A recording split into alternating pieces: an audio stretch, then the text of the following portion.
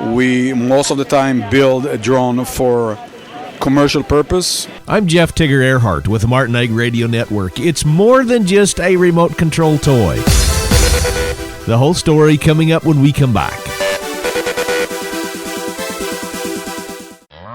Many of us in the ranching business fight wasted hay when it comes to feeding round bales. But with the Hay Manager, you can save up to 20% more of that round bale. Available in cattle, horse, and sheep designs, the Hay Manager supports the bale off the ground, lifting the bale above the animal, keeps the bale from spoiling, and allows the animal to eat inside the feeder. For more information, go to our website, thehaymanager.com. The Hay Manager, putting the waste on the cattle, not on the ground.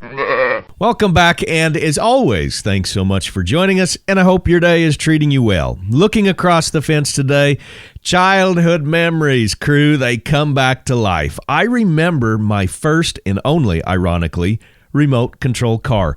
And oh my gosh, how the technology has changed in the past 35, 40 years. The word drone was once thought of as a piece of precision military surveillance equipment, and it was, but it has now made its way into mainstream. You can see drone toys on the shelves. You can see them in just about every application. And what caught my attention was how this technology can now be used by the farmer and the rancher. So when I had the chance to stop and talk with David Gann of TopGan Services from Oceanside, California, I jumped at the chance. For agriculture, we're using a specific drone that is combined with different sensors. We're using an infrared flare cameras to identify different stress on your field. Tell me how your technology can really help that farmer and rancher on their place. Well, most of the application that people will use is, I will say, to see right away what's going on in their area. Let's say, for example, you got the cattle, you want to check your cattle.